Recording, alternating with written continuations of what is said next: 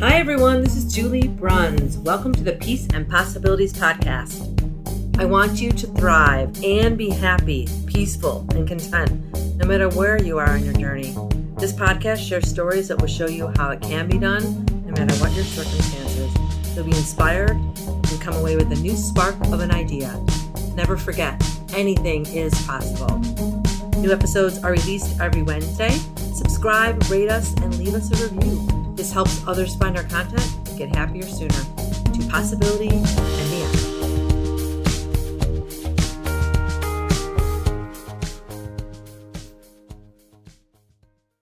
So welcome everyone to this episode of the Peace and Possibilities podcast. My guest today is Cliff Jones, and I was introduced to Cliff via an article that I was reading a couple of weeks ago, actually, and I clicked on the article, Cliff, and I loved what I read, and you can tell the audience a little bit more about what you do, and I just thought, I want to connect with him based on what I read and your insights and your just your wisdom in the article, and I thought you sound like a cool person and someone who loves what he does, which is what this podcast is all about. So welcome to the Peace and Possibilities podcast. Thanks for being here. Thanks for having me. Very much a pleasure to be with you today. Yeah, you're welcome. So if you want to tell the audience a little bit about what you do, and, so I know that you write, but more specifically what you do now and kind of your little journey to the exact thing that you're doing now. And Sure. So, Julie, what I do now, the easiest way I know how to describe it is I leverage a lifetime of experience. I'm in my late 50s. I've never been healthier, felt younger, felt more alive. And what I get to do every day is coach business owners, CEOs, entrepreneurs, and their teams to align the strategic, typically sales, marketing, content, social media pieces that they need to put in place to attract enough customers and cash flow so they can sleep well at night. And that's the easiest way I know how to describe what I do as an advisor to, to business owners. Awesome. I love that you said you're leveraging your lifetime experience. Of course, that's what we bring to everything we do. But the fact that you've never felt more alive and younger and healthier, and it's not an accident that you're doing what you love, feeling all those things. So thank you for sharing that part. So important for people to understand, right? Absolutely. So did you always see yourself coaching and doing what you're doing at this stage in the game? Was it, like a purposeful, I'm determined to be this at this age in this part of my life? Or was it kind of like you stumbled upon coaching? I know it's kind of new. I've never had that true burning bush, on the mount experience. My growth has been constant, continual, with a few major setbacks, including living on a walker and losing all the money after selling a business and just losing my way spiritually, physically, financially, and bouncing back from that. So what evolved to be my purpose came from a very young belief that we all have a purpose, a special purpose that can be applied professionally and to every aspect of life. Because there are three things that we can wake up for on any given day. We really think about a top priority. Number one is I want to make more money. Number two is I want to make a bigger name for myself. You see that in the celebrity realm and the entertainment realm. And number three is I want to wake up today and I want to make a bigger difference. We all hear people say, I love helping people. And what that really means is, in our special way, we learn to relate well with people, to understand their needs, and from any walk of life, to empathize with them, and to understand as a fellow human being, a brother or sister, as I look at it, because we're all united. In the end, we're all united. We're all striving for the same things, I believe. And in the highest sense, my purpose, I believe all purposes, is to be nice and kind to each other and practice those virtuous things that help us sleep well at night and find that purpose. Because some of us get it very early. And like me, I didn't find it till I was in my mid-40s after I had crashed and burned, thinking earlier I had connected with my purpose, which is the first business I built before selling it.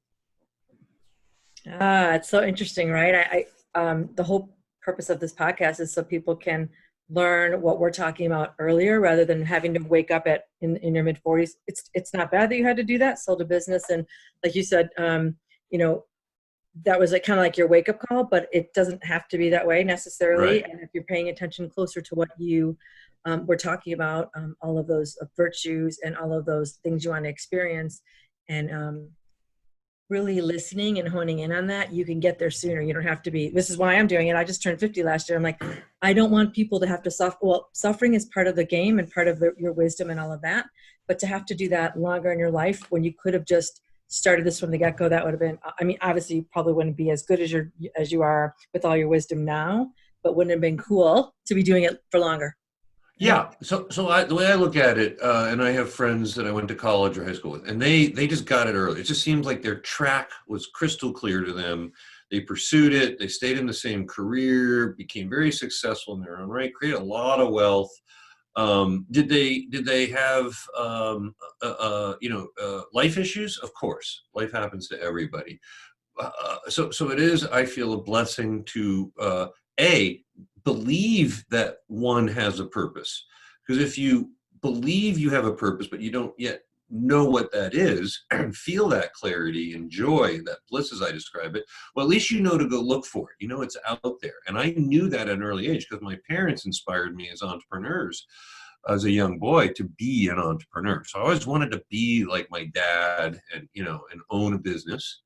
But my dad's advice early on was work for bigger companies, learn while they're paying you, save money, and then find the right time to do your own thing, which is what I did when I was 30. Yeah, that makes sense. I mean, parents are just trying to guide you and say, this is a safer route. But if you had known, Yeah. if you had maybe believed a little bit more, like you wanted to be an entrepreneur and your dad had said, yeah, go do it, you probably would have done it. But instead, Well, I knew I wanted to be an entrepreneur, but I didn't know how, right? So a lot of people I meet, especially younger people, they know they want to make a difference. Like I coach executives who are in graduate programs in Chicago, University of Chicago, in the public policy program, and they all know we have a purpose. What they're looking for is that next level of connection of that purpose. Because at 30, my purpose was, okay, this is my shot to start a financial planning business, which was purposeful at the time.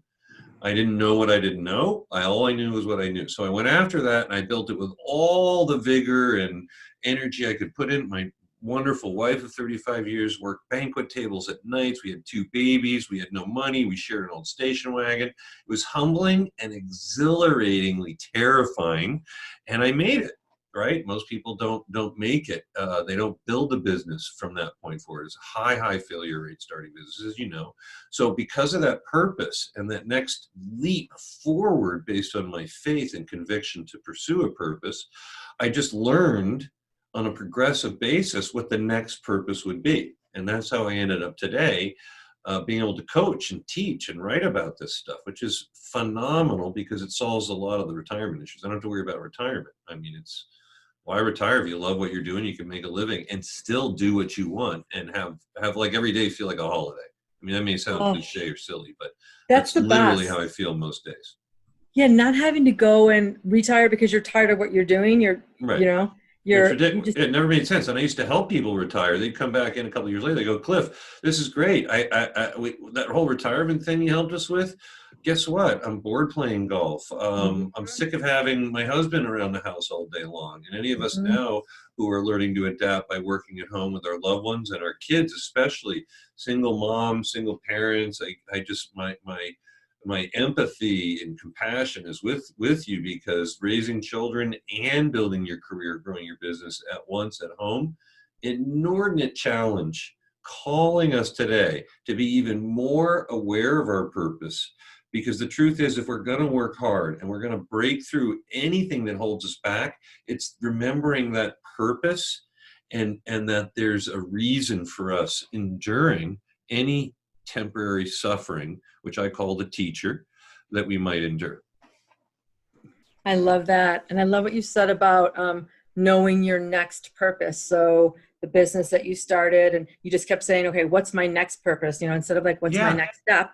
if something doesn't work the way you thought it was going to work, or something changed, which always something does, right? It's like, all right, well, what else am I supposed to do? What's the next thing? Instead of just, you don't always have to have the big picture. It's nice if you can start designing that and putting that down on paper, but you can just ask yourself that question. And you, almost always when you get quiet enough, you're going to get the answer.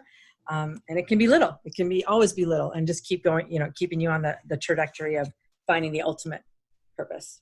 Yeah. Exactly, because there's always a fine line, as you've probably experienced, Julie, between planning and doing and trusting and being, right? I know at this stage of my life, a couple of major lessons. Number one, I vastly overestimated my ability. Number two, I vastly underestimated the number of things that could go wrong with any plan I thought might have been great. And so that teaches us over time, much like the ancient Toltecs did through the four agreements, the fifth agreement being cynicism, to be a little more cautious as we grow older, ask more intelligent questions, and therefore thereby mitigate risk by virtue of wisdom that we acquired along the journey. Yes, I couldn't agree more. I was taking notes. So as you get older, it is so imperative to be asking better questions. That we are always telling our kids that are, just new adults. I'm all about asking questions. I've always told them that, but as you get older, you're not necessarily, there's no such thing as a dumb question, but sometimes there is, because people are just being silly or lazy or whatever. But when you can keep asking questions and asking the right ones, you're going to be just fine. Right. Yeah, oh, well, and authentic questions, honest questions, tough questions. And as it relates to kids, because my wife Janice and I, our boys, Christopher and Alexander, they're 31 and 29, self-sufficient, wonderful career tracks. We grew so much as a family, but we treated them as adults, and held them accountable. And they'd say, "What do you want for your birthday, Dad?" And I'd say, "Share your goals, share your dreams. Let's focus on your intention." And then by living an honest, authentic life as mom and dad, we have a higher probability of being happy, being present for our children, staying off drugs and addictive or self-destructive behaviors that a lot of us get trapped in the dark night of the soul, where we just feel overwhelmed and we go to those self-medication, ease and comfort things that take us completely out of presence in the moment. And many of your listeners in your tribe, Julie, may understand what I mean by that presence with children, because the time goes so fast. When we look back on life, we go, "Wow, how did our kids grow up so fast? How do we get great?" Right? And as we get older, it seems like the universe is coming faster at us, because it is. The universe is expanding. So as we get older, it's coming at us faster. At least that's my limited understanding of the quantum realm that way, right? And so we're learning and we're progressing and we're trusting and we're trying things. But I sickened myself, Julie, over trying to control too much. And the number one lesson to stage of life for anybody listening now is do your best to guide yourself intentionally, purposefully, but do your best to be grateful for even the stuff that goes drastically wrong along the way. You know what I mean by that? I 100% know what you mean. Yeah, it's hard though when course. everything's seemingly crashing and burning and in chaos around you. How do you find a moment of gratitude? Well, just know that's going to let you be stronger later. There's a lesson. Yes, there's always a lesson. And I was thinking of, I think, Oprah Winfrey talked about this years ago about, what's this lesson here to teach me. Someone in my family had said over the weekend, I wonder why this happened to me. I'm like, the better question is, what lesson is this trying to teach me, so that you don't think of yourself as a victim. You're in control of what happens next. You might not have been in control of what happened to you, but you're in control about what you can do about it. And that's way more empowering. It feels better. And guess what? That's when you find the solution. You don't find the solution thinking, why me? Why did this happen? And we've been talking to our kids about that for years, but it's easy. Of course, it's easier said than done. What isn't easier said than done? Well, we teach, right? We like all the great masters who achieved their awakening, their enlightenment. They'll tell you that the enlightenment began in the process. And we're in the process. You having conversations like this and reading the way you do and sharing stories with your audience and being a thought leader on top of being a parent and an entrepreneur and the other 10 hats you wear. It's a very high calling. And just as a positive ray of light to add to this conversation, my younger clients who are starting businesses and changing careers, and they're all driven by purpose, and they're finding it earlier, to your earlier point, because they're committed to finding it earlier, because they found out earlier in life that it's there for all of us, and it's living within us if we can get still enough to listen to what the teacher's telling us to do next in the process. I love that. I love that my husband and I, we think about, what we're teaching the kids and what our parents didn't teach us, and what our generation went through. And it was kind of like your parents, and just work hard, put your head down, do the smart thing in the beginning, and then the rest of the stuff will happen. So that's what we were taught. That's what we did. But if we had asked ourselves some of these questions earlier, I knew the same thing you did. I knew I was meant for something bigger, and I kept searching for it in job after job. And I would do that job and get that job and do it well. And like, okay, this is good. It's closer, but it's not all the way there. It's just not all the way there. And I don't think along the way I was really asking myself. I was asking myself the basic questions. I was getting closer to it, but I wasn't asking the really meaningful ones that were going to catapult me. So I think it's so great that you're teaching when you're talking to younger people, that they're already kind of on that path. It makes me so happy to hear that. Well, I'm thank you, and I'm curious. I got to ask you a question just to turn around in the interview for a second. But what compelled you to ask those questions? Was it some challenge or hurdle or setback that put you into moments of contemplation and stillness and reflection that you found that, or was it different? I always knew that I would need to work basically my whole life, and when I was a teenager, I used to think, I'm going to need to work to support myself. I grew up in a big family. There's 11 kids in my family. Ooh. And we all kind of had to fend for ourselves from an early age. So I thought, okay, I'm going to have to work. I'm smart. I'm going to go to school, get a good education, and then I'm going to get a really good job. And in order to get a good job, I'm going to go towards the things that are, that I'm excited about, training, development, learning, all of those things. I'll just keep going towards those, meet people, ask questions, and I will figure it out. Like, there was no one around me saying, try this, try that. My dad was good about it, but he was obviously spread thin. So I thought, I got to ask myself. I have to go to the teachers and ask. I have to go to my bosses and ask, and I have to read a lot. So I just started reading and asking questions, and I'm talking to people that had closer to what I wanted. And I just kept saying, no one's going to walk me through this. I'm going to have to figure it out on my own. So I just started asking questions. Yeah, I love that. Right. At a young age, you needed to do something you needed to provide for yourself. You needed to own your own mind, your own thinking, your own actions, your own behavior. Sounds like you figured that out pretty early. Yes, definitely. For necessity. And I'm glad I did, because I'm where I am now because of all that. So it worked out well for me. Okay, good. So let's go to, we only have like a little less than 10 minutes. I want to see about what would you like to talk about? Either what made you successful along the way as you had your business and were a parent and all of that, and then on to now? Or would you rather talk about advice you'd have? We kind of talked about this already, though. Someone for searching for a meaningful career, using their strengths. Maybe we do the other one about what made you peaceful and happy along the way. Well, let's hit the first one, because what made me. Let's just touch on them, because we've talked about a lot so far in a short time. What made me successful early on and later were my early role models, my coaches. My parents invested in me; they loved me. Tough love. We too had to grow up fairly self-sufficient in a family of entrepreneurs, even though I only had a brother, sister, 2 siblings. But my dad's business failed when I was 12. 1974 oil OPEC embargo. If you Google that, and not familiar with it in the history books, it was a time where the economy in America came to a screeching halt. Interest rates went to 18%. If you wanted to borrow money for a mortgage, you're borrowing 18% mortgages, compared today to 3%, 4%, 5%. And so my dad's hotel and restaurant failed, and it wreaked havoc on the family. And I just remember what it felt like, the pain they were going through, the fear.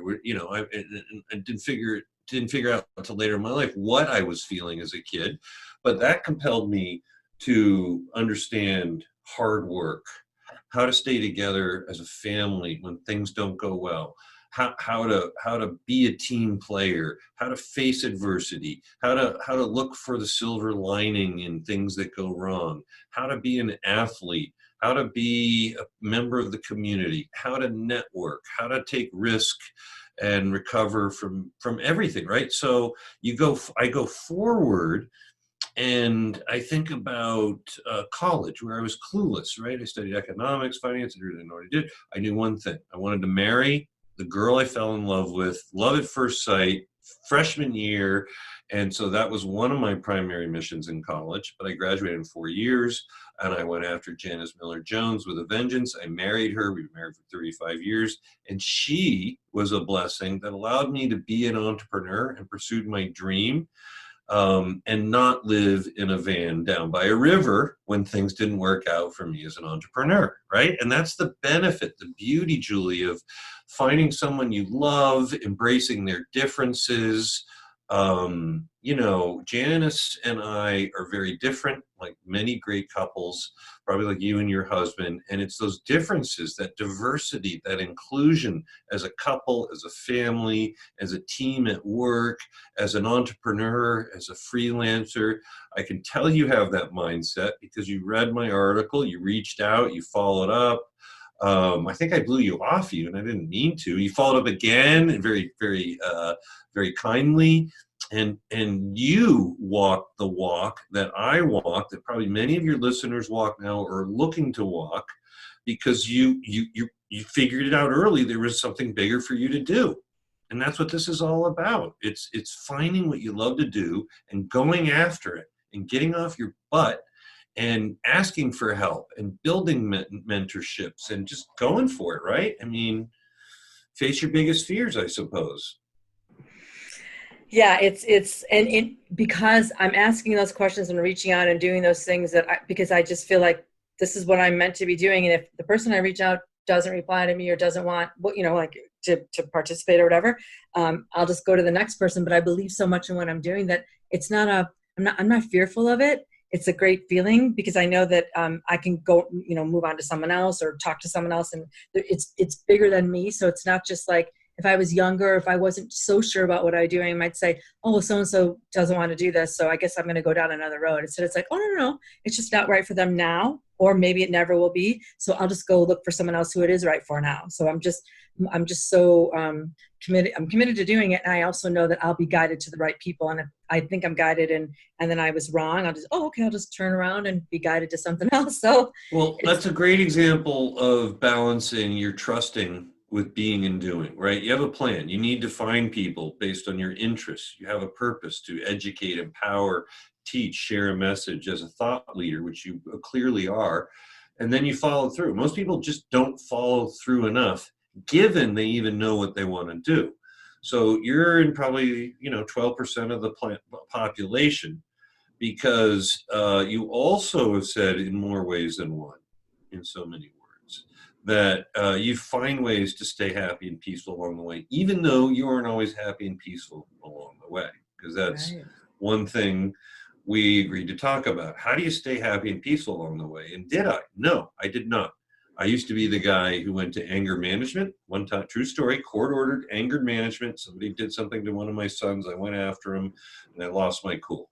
And I had to go to court-ordered anger management, trespassing violation. It was humbling, and I was angry about it, Julie, because I had unaddressed trauma, repressed emotions, fears, all sorts of things that I didn't know how to deal with as a younger dad, husband, entrepreneur, community member. It was just overwhelming. And anybody's listening to this, if you're overwhelmed in life and you're not happy and you're not peaceful right now, it's okay. My wife has this phenomenal ability in the darkest depths of the darkest hours and my greatest fears. I'm just terrified, anxiety. Okay, I've suffered with anxiety, lots of issues I had to work on in inner game.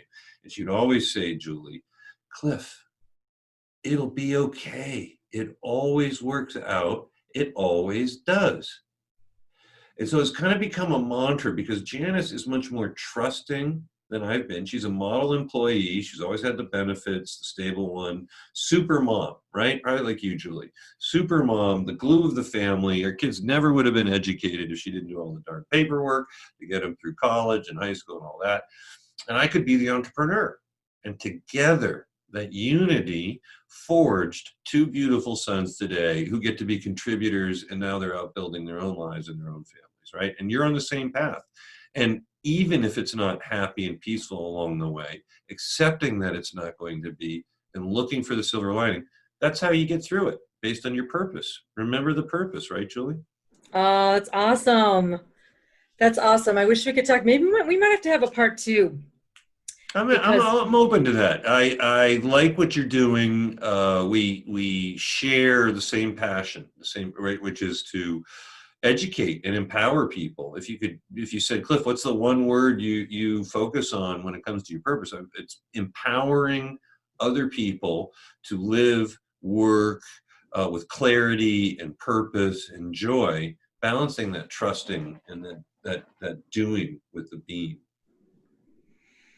I love that. Thank you so much for oh my gosh, for joining me. I was stopped taking notes because you had so many things and I couldn't keep typing. So I'm going to have to listen again and keep notes, but I really would love to do a part 2. I have a really cool idea. Okay. A lot of my audience, it's a very diverse audience. I thought it would originally just be mostly women, but there's a lot of guys, men, older, younger, that listen to my podcast. And I think you could help me with something that's been coming up in my life a lot lately with men and some of the stuff you mentioned today. So I will be reaching out. I think it would be. That'd be great. I'm happy to help you. We could talk about how to be a great stay-at-home dad or stay-at-home mom and be a freelancer, because the freelance work I do, my business is booming. I love coaching other people who want to build freelance talents and sell what they know. If you design, right? If you write, if you edit, if you can put videos together. You want to work from home, Julie, like you're doing right now. Would you imagine working anywhere else than on your home, integrated with your family life? No, it's awesome. It's awesome. Yeah. So we can talk about anything you want. You let me know. I'm very grateful for you having me as a guest on your podcast. Thank you. Where can people find you if they want to engage with you about coaching? Yeah, so I live online at cliffordjones.com, and I publish my blog there. You can read my newest work is all about loving life and using clarity to build your career plan. Right now is a phenomenal time to reinvent your career. Yes. I'm recruiting for clients all over the country who are hiring freelancers who work from home, right? So just cliffordjones.com is where you can find me. Thanks for asking. Awesome. Thank you so much. I can't wait to talk to you again. I know people are going to be inspired. Thank you. Bye. Bye.